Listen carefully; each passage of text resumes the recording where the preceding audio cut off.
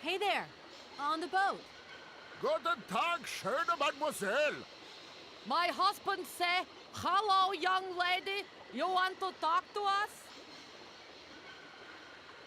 I have a little problem with my train. It's kind of broken.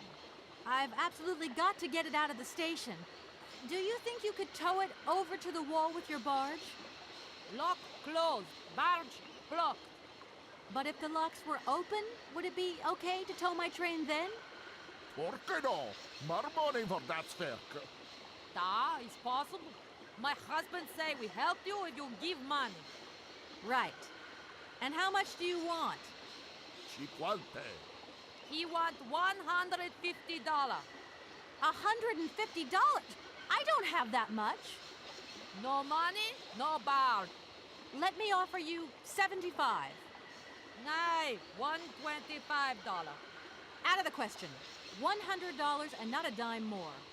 Correct. You have barge for $100. Great. Now, don't move. I'll be back as quick as possible with the money. I'll leave you to it. Dos vida.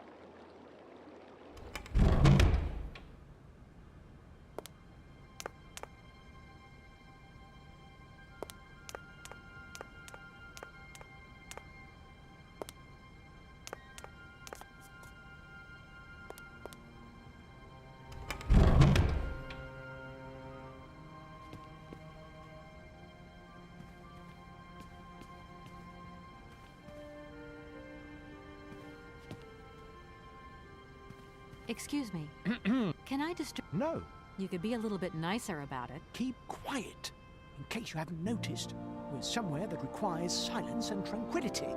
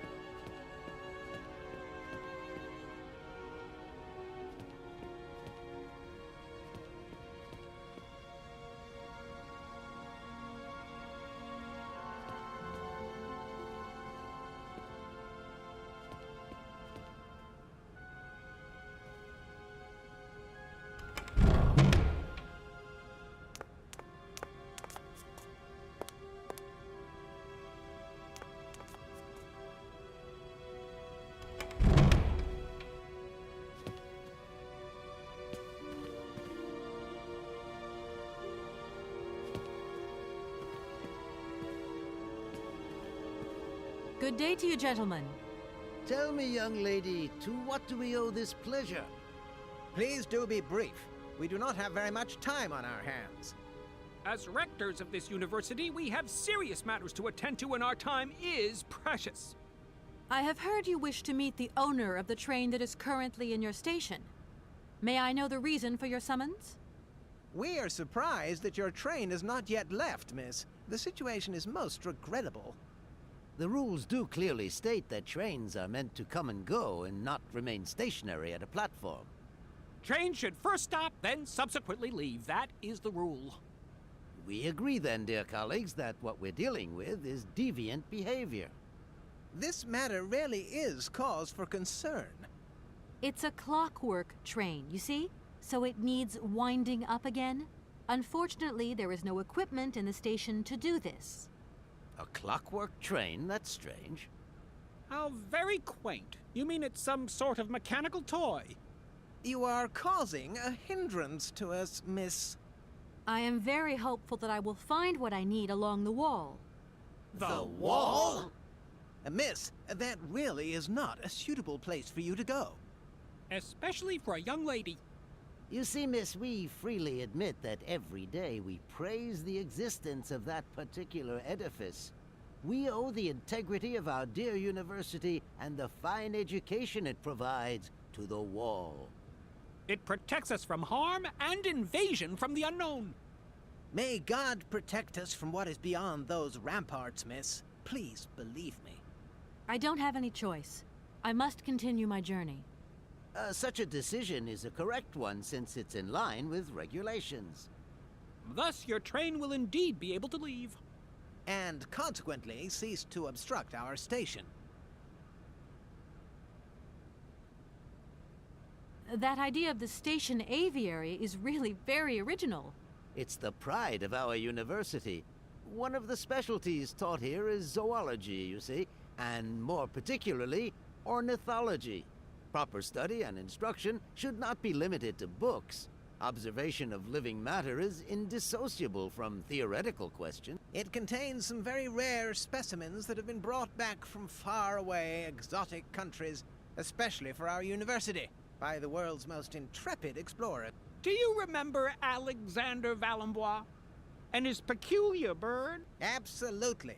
His gift produced some embarrassing long-term consequences. A poison chalice indeed. It must be said, the situation could have been much worse, however. Oh, yes, it could have been terribly problematic.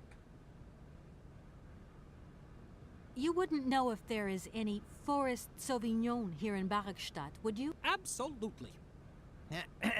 When he says absolutely, he means, of course, absolutely none. What we mean, of course, is that we are absolutely positive there is no forest Sauvignon here in Barrackstadt. Really? Are you sure? Because I read in a book that Barrackstadt possesses a number of plants. I wouldn't mind getting a hold of some if possible. Out of the question, miss. The assistant rector means to say that our priority is for you to remove your train from our station. Your research will have to wait until your next stop. Yes, that's right. Your train must leave the station immediately, so please refrain from wasting our time in needless visitations. Don't forget the regulations, miss. Don't forget them. Trains should first stop, then subsequently leave. And quickly! Some sailors have agreed to tow the train, but I don't have enough money to pay them. I was wondering if you could help me out. For a while. I could work for the money. Please wait, miss. We have certain confibulations to attend to. That is right. We must confibulate between ourselves. A collegiate decision must be taken. I hope that we are not indisposing you in any way. Why not? If it helps us get rid of that train. My word, that is a fine idea. What do you have in mind, gentlemen? When you arrived here, you must have noticed a splendid bandstand which honors the main university courtyard. A unique piece of mechanical craftsmanship which no longer works, alas. Why, yes, we have very moving memories of its melodies. We're prepared to offer you a financial reward if you can set it working again. With pleasure. What do I have to do? Unfortunately, my dear, time and rust have taken their toll on this university, and our automatons no longer have a spring in their step. You are going to have to be resourceful.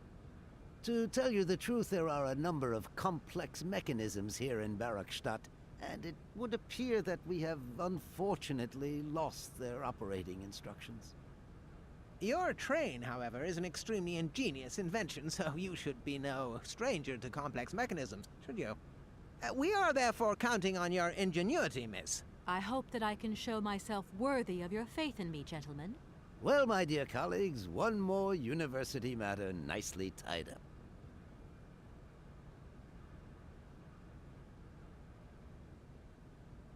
Could I possibly leave the train in the station for one more day? Out of the question. Trains should first... Perform the task we agreed on, quickly, and we will pay you on completion. A deal is a deal.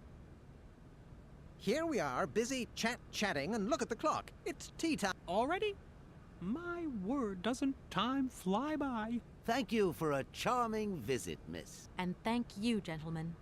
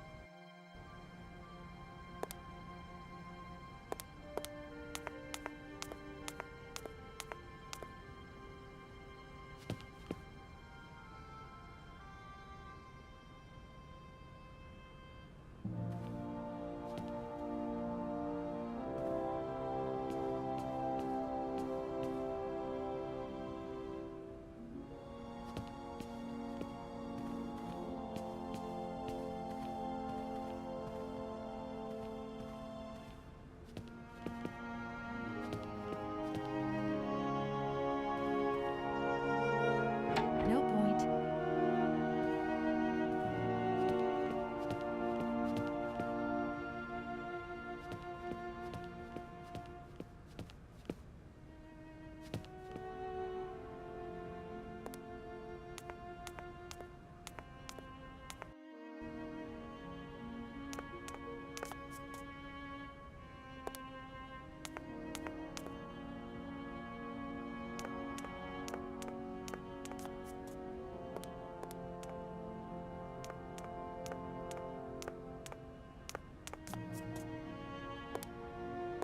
Excuse me.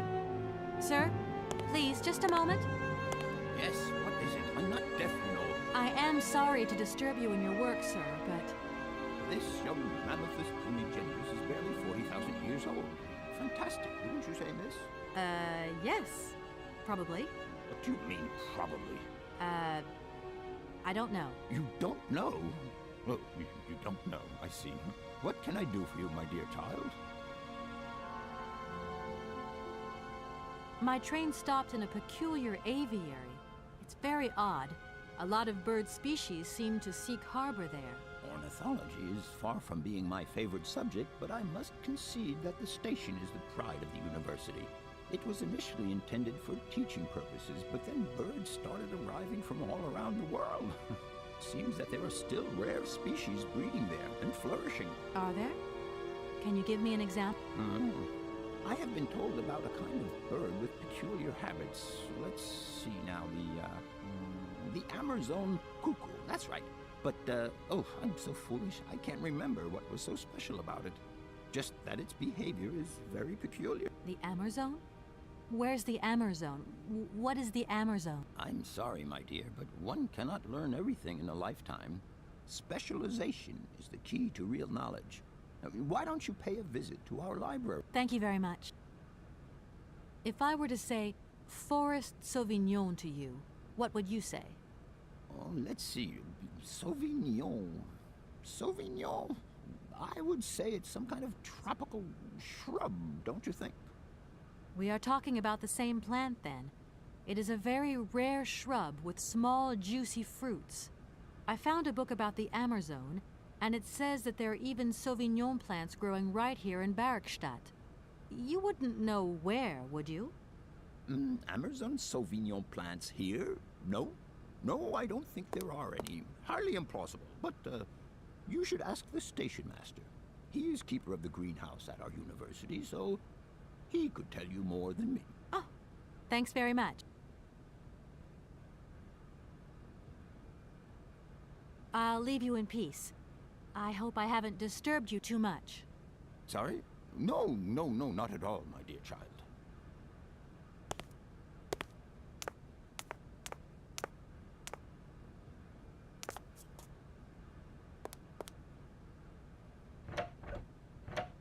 No point.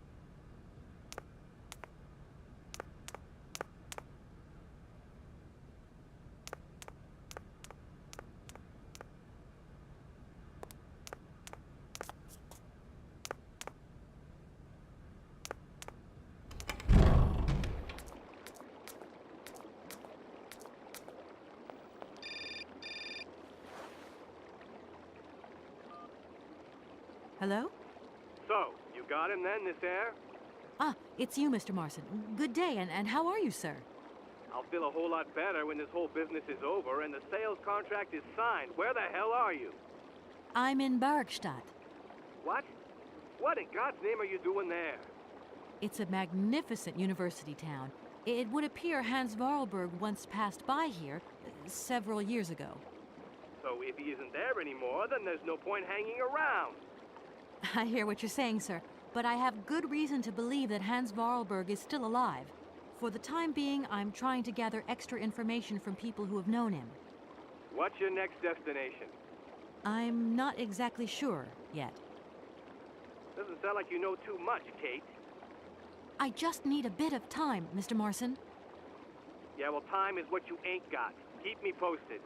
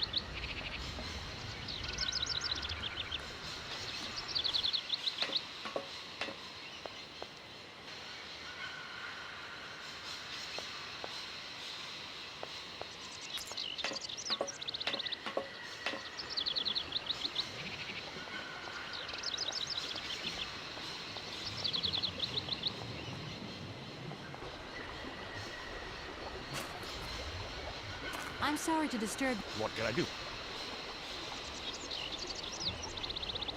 Where might I find some forest Sauvignon plants, please? No place around here, that's for sure. I don't know what you're talking about. That stuff's from the Amazon. You know, for someone who knows nothing about the plant, you seem pretty well informed about which mysterious faraway country it comes from. Oh, Amazon, Peru, Papua New Guinea, it's all the same to me. Gotta go. Gotta work. Wait, don't go. You know what? I don't think he was being totally straight with me.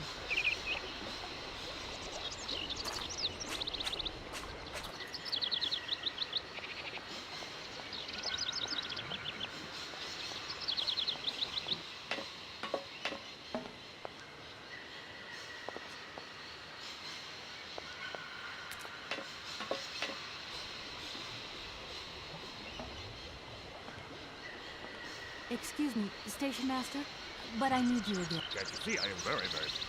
No. I am. Very busy indeed. But, okay, I can give you a minute of my time. I'm looking for a kind of little juicy berry.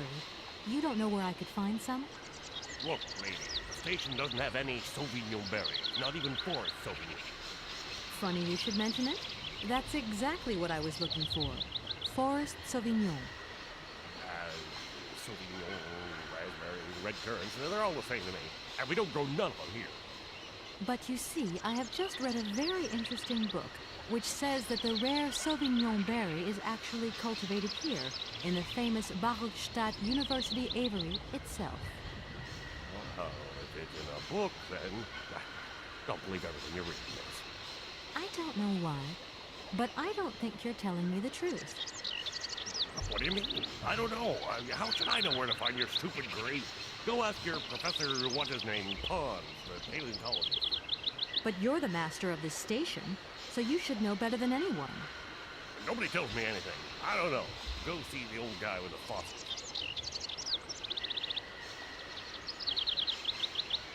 I won't disturb you. Welcome to...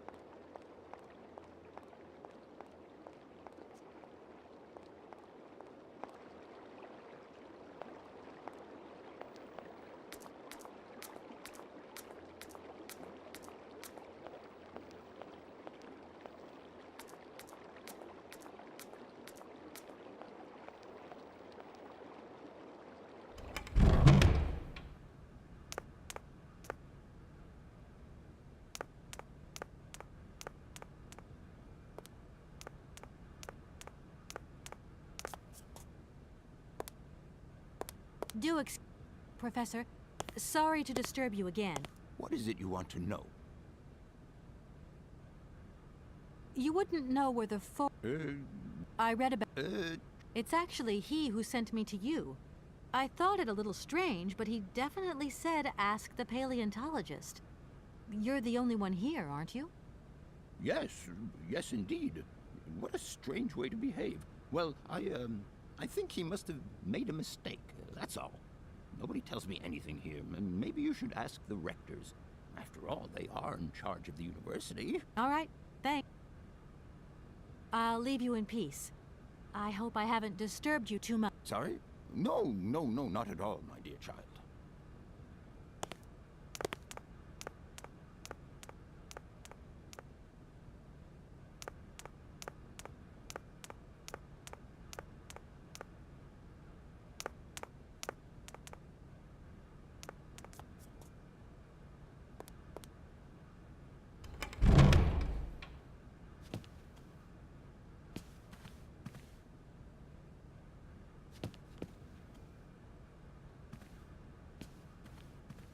Gentlemen, forgive me for disturbing you again. A little problem, a little problem. Everyone has little problems now, you know. They are kept to oneself, and they don't stop the world from Nor trains from leaving station. Are you sure there are no Amazon Sauvignon plants in Barokstadt? Because I have just interviewed the station master and the paleontologist, and what they said really didn't convince me that there wasn't any here. We are quite definite on this point. There are no Sauvignon plants growing in Barokstadt. You see, miss, the Amazon Forest Sauvignon is a rare shrub that requires very special conditions for growth. That's right. Conditions that are very hard to reproduce, believe you me. difficult, but not impossible. Fortunately, our garden has proved very successful. Your garden? So, there is a garden in Barokstadt? Oh, the garden. Well, if there was one, it would be only a little garden hidden behind the station. But our station master would be very proud of it. He would take very good care of it, too. Everything would grow marvelously if we were able to cultivate it at all, and it would be all down to his gardening prowess. And we would be proud as punch. And we wouldn't forget the role the paleontologist might play in this. What's the paleontologist got to do with it all? Without him and without his laboratory, How would we make the wine, do you think? And it would be good wine indeed, my dear colleagues, would it not? Oh, yes, a delightful balm to soothe away our long hours of toil and our heavy responsibilities. We would wait impatiently every year for the arrival of the year's produce. So, if I have understood you correctly, there are indeed Sauvignon plants in Barockstadt. They are cultivated in a garden behind the station, then turned into wine by the paleontologist's loving care, and finally, the pleasure of tasting is yours. If I'm not very much mistaken, gentlemen, you have a minor racket operating here. Miss, you do go jumping to some hasty conclusions. We never said that. That's not what we said at all. We were talking in the conditional. You know, with ifs and woulds. So, what would happen if I had such a hunch? You would have to keep it to yourself, of course. Yes, if you would be so kind as to keep it a secret. It would only be a small local concern, producing barely a few bottles every year. That's right, nothing so grandiose as a business. Otherwise, we'd be liable to be fined. So, we can count on your discretion, can't we? Don't worry, I have no intention at all of getting messed up in anything. Here we are, busy chat. All right. Thank you. And thank